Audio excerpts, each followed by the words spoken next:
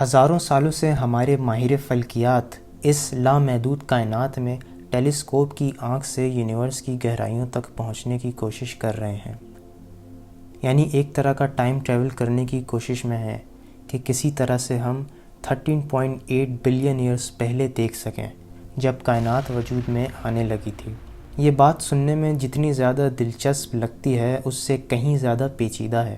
کائنات میں دیکھنے کے لیے جو ہمارے درمیان رکاوٹ کا باعث بنتی ہیں ان میں اب تک کا ہمارا سب سے بڑا مسئلہ تھا پولوشن، لائٹ پولوشن، روڈ پر لگے بل بورڈز اور روشنیوں سے بھری عمارتیں جو ارتھ کے ایٹماسفیئر اور رات کے آسمان کو اس قابل نہیں چھوڑتا کہ ہم آرام سے آسمان میں موجود آبجیکٹس، اسٹار اور گیلیکسیز کو آبزرو کر سکیں. اور سب سے بڑا سوال جو ہر کیوریس شخص کے دماغ میں ہوتا ہے کہ کیا ہم اس پوری کائنات میں اکیلے ہیں یا کوئی ایلین یا کوئی بھی دوسرا جاندار، کوئی بھی الگ مخلوق ہمارے علاوہ بھی اس کائنات میں کہیں نہ کہیں موجود ہے. یقیناً یہ بڑے سوالوں میں سے ایک ہے. ان سب کے جوابات کے لیے ہمیں ایک ایسا انوائرمنٹ چاہیے تھا جہاں اسکیٹرڈ لائٹس موجود نہ ہوں، اور وہ ایک ہی جگہ ہے اوپر، جسے ہم اسپیس کہتے ہیں. دوستوں، انہی انٹرسٹنگ ٹاپکس پہ ہم آج بات کریں گے. میرا نام ہے احسن بن عشرت اور آپ کو ایک نئی ویڈیو میں خوش آمدید. 23 دسمبر 2021 کو Europe space port Aryan 5 rocket کے ذریعے ایسٹرونومی کا سب سے طاقتور انسٹرومنٹ ہبل ٹیلیسکوپ کے بعد اب جیمس ویب ٹیلیسکوپ اسپیس کی طرف روانہ کیا جاتا ہے. ایک پرفیکٹ مشین جو کائنات کی گہرائیوں میں دور تک دیکھ سکتی ہے. اس نیو انسٹرومنٹ سے لی گئی تصاویر نے ایسٹرونومی کی دنیا میں ایک نیو ایرا کی شروعات رکھی جو ہمیں ہمارے علاوہ دوسری زندگی کا بھی ثبوت دے گا. اس پہ ہم آگے چل کے ضرور بات کریں گے. اس کے علاوہ ہم یہ بھی جاننا چاہتے ہیں کہ پروٹو اسٹارز، گیلیکسیز وغیرہ کیسے وجود میں آتی ہیں اور کس طرح سے ایلیمنٹس، واٹر مالیکیولز، ہیلیم وغیرہ بنتے ہیں. دوستوں، اس ٹیلیسکوپ کی خاصیت یہ ہے کہ یہ ہبل ٹیلیسکوپ کے مقابلے میں 6 گنا زیادہ لائٹ کیپچر کر سکتا ہے. جو کیمرہ استعمال کرتے ہیں انہیں ضرور پتہ ہوگا میں کیا بات کر رہا ہوں. جیسے آپ شٹر سپیڈ کم کرتے ہیں تو آپ کا اپیرچر زیادہ دیر تک کھلا رہتا ہے، اور اپیرچر کے زیادہ دیر تک کھلے رہنے کی وجہ سے زیادہ لائٹ ان ہوتی ہے جو ہمیں لو لائٹ کنڈیشن میں بھی بہترین تصویر لے کے دیتی ہے. جیسے اس تصویر کو دیکھیے، یہ میں نے اپنی بالکونی سے اپنے اس 50 mm کے کیمرے سے کھینچی ہے. بالکل اسی طریقے سے یہ جیمس ویب ٹیلیسکوپ، یعنی جو ویک لائٹ اسٹارز اور گیلیکسیز، کمزور روشنی رکھنے والے ستارے اور کہکشائیں دور دراز لائٹ ایئرز کے فاصلے پر موجود ہیں، انہیں یہ جیمس ویب بآسانی اور بہترین شارپنس کے ساتھ کیپچر کر سکتا ہے. اس کے علاوہ یہ telescope infrared wavelength کو ڈیٹیکٹ کر سکتا ہے جو اس کی سب سے بڑی خاصیت ہے. اب انفرا ریڈ ویو لینتھ کیا ہوتی ہے اور اس سے تصویروں میں کیا فرق آئے گا، اسے آسان الفاظ میں سمجھنے کے لیے اس الیکٹرو میگنیٹک اسپیکٹرم کو دیکھیے. یہاں پہ ریڈیو ویوز ہیں، مائکرو ویوز ہیں، الٹرا وائلیٹ ریڈیشن ہے، ایکس ریز وغیرہ اور گاما ریز وغیرہ موجود ہیں. اس میں سے یہ جو آپ کو چھوٹا سا پورشن دکھ رہا ہے جسے ویزیبل ویو لینتھ کہتے ہیں، اس اتنے سے پورشن کو ہی ہم انسان اپنی ان آنکھوں سے پوری دنیا کا مشاہدہ کرتے ہیں. اس ویزیبل لینتھ کے سیدھے اور الٹے ہاتھ پر ایک پوری دنیا موجود ہے جس سے ہماری آنکھ بے خبر ہے. دوستوں، وائٹ لائٹ جو ہوتی ہے وہ اصل میں کلرز کا مکسچر ہوتی ہے. آپ نے اسکول میں یقیناً پڑھا ہوگا کہ اگر ہم کسی سفید لائٹ کو پرزما سے پاس کرواتے ہیں تو ہمیں مختلف قسم کے رینبو کلرز دکھتے ہیں. یعنی اس پرزما نے وائٹ لائٹ کو، جو کہ ایک کلر کا مکسچر ہے، اسے ڈسٹریبیوٹ کر دیا. اب فرض کریں کہ آپ کے ہاتھ میں ایک پتا ہے. جب وائٹ لائٹ اس پتے پر پڑتی ہے تو اس لائٹ کے باقی کلرز ایبزارب ہو جاتے ہیں اور صرف گرین لائٹ ریفلیکٹ کر کے ہماری آنکھوں میں کلر ریسپٹرز میں آتے ہیں. کیونکہ پتے کے اندر گرین کلوروفل پایا جاتا ہے، اسی وجہ سے گرین ویو لینتھ واپس ریفلیکٹ کرتی ہیں اور یوں ہمیں یہ پتا گرین نظر آتا ہے. بالکل اسی طرح سے ایکس ریز بھی کام کرتی ہیں. آپ لوگوں نے کبھی نہ کبھی ایکس رے تو کروایا ہی ہوگا. اس تصویر میں ہمیں کیا نظر آتا ہے کہ ہم اپنے ہاتھ کے اندر چھپی ہڈیوں کو ایکس رے مشین کے ذریعے دیکھ سکتے ہیں، کیونکہ ایکس ریز ان آبجیکٹس کے درمیان سے گزر جاتی ہیں جو لیس ڈینس سافٹ ٹیشوز ہوتے ہیں، جیسے کھال، گوشت، چونکہ ہڈی کافی ٹھوس اور کیلشیم کی بنی ہوتی ہے تو یہ ایکس ریز ہڈیوں سے ٹکرا کر ریفلیکٹ کرتی ہیں اور پھر جو مشین ایکس ریز کو دیکھ سکتی ہیں وہ ہمیں بتاتی ہیں کہ ہاں بھائی اس کی ہڈی یہاں سے ٹوٹی ہوئی ہے۔ اس کو ایک اور آسان مثال سے سمجھیں۔ فرض کریں کہ ہم اپنی آنکھ سے ایکس ریز کو دیکھ سکتے ہیں تو کیا ہوگا، ہم کسی کے بیگ میں چھپے سامان کو بآسانی دیکھ سکیں گے۔ کہیں اس کے بیگ میں کوئی بندوق یا کوئی ٹھوس خطرناک چیز تو نہیں چھپی ہوئی۔ لیکن اگر بیگ خود ہی ڈینس مٹیریل کا بنا ہے تو پھر تھوڑا مشکل ہو سکتا ہے۔ اب آتے ہیں انفرا ریڈ کی طرف۔ انفرا ریڈ ریڈیشن اصل میں وارم ایفیکٹ دکھاتی ہے۔ جیسے اس تھیلے کو دیکھیے، یہ تھیلا ہمیں تو برابر باہر سے نظر آ رہا ہے لیکن اس کے اندر کوئی چیز چھپی ہے جو ہیٹ جنریٹ کرتی ہے۔ اسے دیکھنے کے لیے ہمیں انفرا ریڈ کیمرے کی ضرورت پڑے گی، پھر تھیلا کچھ اس طریقے سے نظر آئے گا۔ اب اس تصویر کو دیکھیے، پلر آف کریشن۔ ایک تصویر لی گئی ہے ہبل ٹیلیسکوپ سے اور دوسری لی گئی ہے جیمس ویب سے۔ ہبل کی تصویر جو ظاہر ہے جو کہ انفرا ریڈ نہیں ہے، اس میں ہمیں سامنے کا حصہ نظر آ رہا ہے، اور جیمس ویب کی تصویر میں ہم اسٹار ڈسٹ کے پیچھے ہونے والے معاملات کو آبزرو کر رہے ہیں۔ اسٹارز چونکہ ہیٹ جنریٹ کرتے ہیں، اس وجہ سے ان کو انفرا ریڈ کے ذریعے آبزرو کرنا پاسبل ہوتا ہے، کیونکہ جب پہلی گیلیکسیز وغیرہ ستاروں سمیت وجود میں آنے لگتی ہیں تو وہ کسی بھی قسم کی نظر آنے والی روشنی کا اخراج نہیں کرتی ہیں اور نہ ہی اس میں کوئی واٹر مالیکیولز وغیرہ پائے جاتے ہیں۔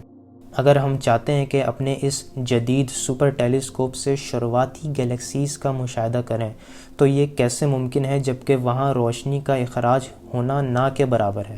یہ یوں پاسبل ہے کہ جب کلاؤڈز کا گریویٹیشنل کولیپس ہوتا ہے تو یہ گرم ہوتا چلا جاتا ہے، لگ بھگ 100 ڈگری سیلسیس، بالکل ایک گرم اسٹوو کی طرح، اور ٹھیک اسی چیز کو جیمس ویب ٹیلیسکوپ بآسانی انفرا ریڈ کی مدد سے دیکھ سکتا ہے۔ پھر پتہ لگایا جا سکتا ہے کہ کس طرح سے پہلی بار فارمیشن ہوئی اور یہ واٹر مالیکیولز، ہیلیم وغیرہ بگ بینگ کے بعد کیسے بنے، کس طرح سے پانی ہماری زمین پر اتنے بڑے پیمانے پر آیا۔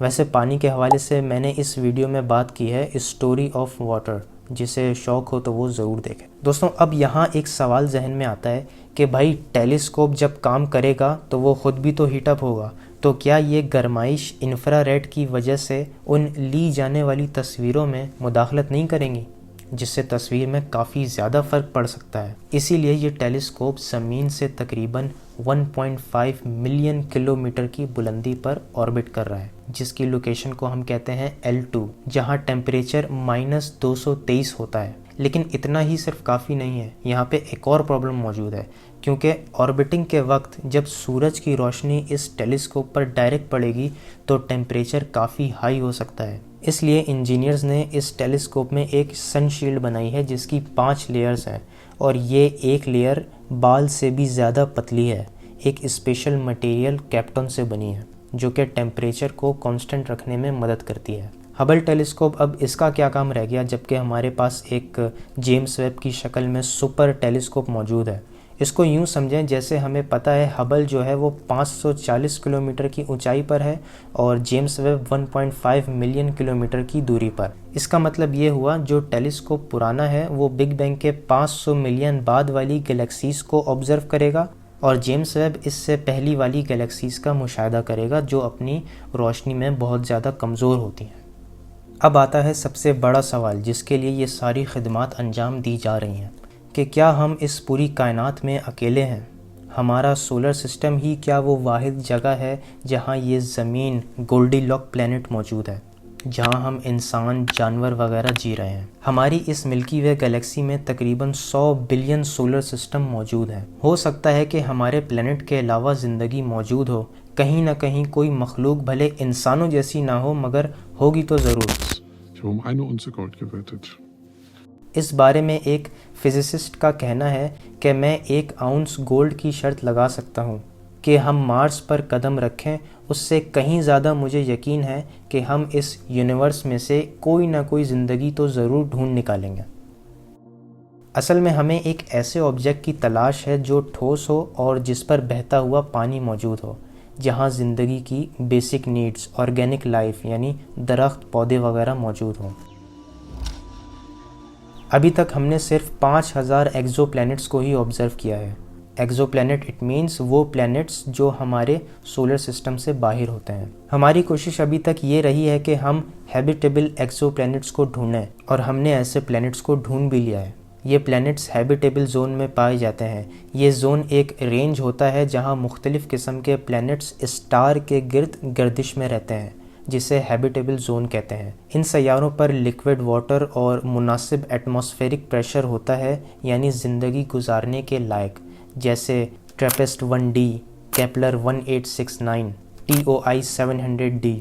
دوستوں، ہماری جانکاری کے مطابق کچھ ایسے بھی ایگزو پلانٹس ہیں جنہیں سپر ہیبیٹیبل کہا جاتا ہے۔ جی ہاں، ایسے سیارے یا چاند جہاں ارتھ سے بھی زیادہ، جہاں زمین سے بھی زیادہ سوٹیبل کنڈیشن ہو لائف ایوالو ہونے کے لیے۔ اسے سپر ہیبیٹیبل اس لیے کہا جاتا ہے کہ یہ ارتھ سے 4.5 بلین ایئرز ایج میں بڑا ہوتا ہے، جس سے بائیو ڈائیورسٹی کا لیول انکریز ہوتا ہے، جیسے کیپلر 1126b اور کیپلر 69c۔ ایک سوال یہاں میں آپ لوگوں سے پوچھتا ہوں، کیا کہیں ایسا ایگزو پلانٹ بھی ہو سکتا ہے جو ان انہیبیٹیبل ہو، ایٹماسفیئر خراب ہو، سورج سے بچاؤ کے لیے کوئی پروٹیکٹنگ شیلڈ نہ ہو، مگر وہاں لوگ بھی رہتے ہوں؟ ضروری نہیں کہ ہم انسان ہی جیسی کوئی مخلوق ہو، الگ اسپیسیفیکیشن بھی ہو سکتی ہے۔ ابھی تک فی الحال کوئی ایسا کریچر ملا نہیں جس سے ہم کمیونیکیٹ کر سکیں۔ ہمارے سبجیکٹیو نالج کے مطابق ہم ابھی فی الحال اکیلے ہی ہیں۔ لیکن اس بارے میں قرآن مجید کی کیا اپروچ ہے؟ ہم مسلمانوں کا ایمان ہے کہ قرآن کلام الہی ہے، اور یہ کائنات بھی اس کے ایک کن کا نتیجہ ہے، اور ان دونوں میں تضاد ہونا ناممکن سی بات ہے۔ سورہ کہف میں ہمیں یاجوج ماجوج کا ذکر ملتا ہے کہ ذوالقرنین کو اللہ نے زمین پہ قوت عطا فرمائی تھی اور انہیں سبابہ سے نوازا تھا۔ پھر وہ ایک راستے پر چل پڑے حتیٰ کہ سورج کے ڈوبنے کی جگہ پہنچ گئے اور ایک کالے دلدل کے چشمے میں غروب ہوتا پایا۔ پھر وہ دوسرے راستے پہ چل پڑے جہاں سے سورج نکلتا ہے۔ پھر آگے رب کریم فرماتے ہیں، پھر وہ تیسرے راستے پر چل پڑے حتیٰ کہ وہ دو بیریئرز کے درمیان جا پہنچے۔ اب دوستوں، یہاں سوال یہ پیدا ہوتا ہے کہ بھائی سورج تو دریا یا پانی میں کبھی ڈوبتا ہی نہیں ہے۔ ارتھ کے روٹیٹ اور ریوالو ہونے کی وجہ سے ہمیں لگتا ہے کہ سورج ابھی طلوع ہو رہا ہے، سورج ابھی غروب ہو رہا ہے۔ آپ نے اکثر نیوز پیپر وغیرہ میں پڑھا ہوگا، اسے لٹریچر کی زبان میں اس طریقے سے بولا جاتا ہے۔ یہ تو ہے جی ایک مطلب جو عام طور پہ استعمال کیا جاتا ہے لٹریچر کی زبان میں۔ تو ذوالقرنین ایک راستے پر گئے جہاں سورج بلیک مڈ میں ڈوبتا ہے، اور دوسرے راستے پر جہاں سے سورج طلوع ہوتا ہے، نکلتا ہے یا اوریجنیٹ ہوتا ہے۔ وہاں انہوں نے ایسی قوم کو پایا جہاں سورج سے بچاؤ کے لیے کوئی شیلٹر نہیں تھا، کوئی پروٹیکٹنگ شیلڈ نہیں تھی۔ دوستوں، یہاں اس قوم کے بارے میں اتنی تفصیل سے بات نہیں کی گئی ہے۔ پھر اللہ تعالیٰ فرماتے ہیں، جب وہ تیسرے راستے پر چلتا ہے تو وہ دو بیریئرز کے درمیان سے گزرا، پھر وہاں اس نے ایک قوم کو پایا جنہوں نے عرض کی کہ ہمیں یاجوج ماجوج کی قوم سے بچائیں، ان کے آنے کا راستہ بند کر دیں۔ تو ذوالقرنین نے وہ راستہ بند کر دیا، ایک دیوار بنا دی، ایک پروٹیکٹنگ شیلڈ بنا دی۔ اب یہ دیوار دکھتی کیسے ہے وہ میں آگے چل کے بتاتا ہوں، مگر ایسی دیوار ہم انسانوں کے سبجیکٹیو نالج کے مطابق تو کہیں دنیا میں موجود نہیں۔ جیسا کہ ہمیں پتہ ہے، آج تک ہمیں کوئی ایسی دیوار دکھی نہیں جس کے پیچھے جانا ناممکن ہو، اور ہمارے پاس کوئی ایسی تھیوری ہو کہ اس کے پیچھے کوئی قوم آباد ہے۔ مگر ایک مرتبہ صحابی نبی علیہ السلام کو بتاتے ہیں کہ میں نے ایک دیوار دیکھی ہے دھاری کپڑے جیسی، اس کی ایک دھاری لال اور ایک کالی ہے۔ تو آپ نے فرمایا، ہاں تم نے وہی دیوار دیکھی ہے۔ اب اس سیناریو کو اپنے ذہن میں رکھتے ہوئے یہاں ہمیں ایک بات تو کلیئر ہو جاتی ہے کہ ایک ایسی قوم آباد ضرور ہے جہاں جانے کے لیے دو بیریئر کے درمیان سے گزرنا لازمی ہے۔ یہ راستہ کون سی ڈائمنشن میں کھلتا ہے یا کون سے دوسرے پلانٹ پہ کھلتا ہے، اس کی بحث میں نہیں پڑھتے، ورنہ پھر وہ اور زیادہ لمبی ویڈیو ہو جائے گی۔ پھر ہم قرآن میں اکثر پڑھتے ہیں کہ زمین اور آسمان کی بادشاہت اللہ ہی کے لیے ہے، وہ پیدا کرتا ہے جو چاہتا ہے اور ہر چیز پر قادر ہے۔ ہو سکتا ہے بہت سی مخلوقات کہیں اور بھی موجود ہوں۔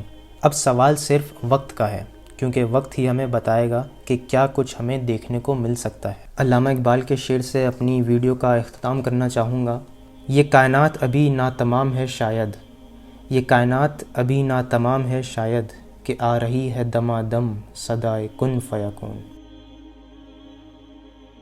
انشاءاللہ آپ سے ملتے ہیں پھر دوسری ویڈیو میں۔ اگر ویڈیو اچھی لگی ہو تو اپنی رائے کا اظہار کمنٹ سیکشن میں ضرور کیجیے گا۔ اللہ حافظ.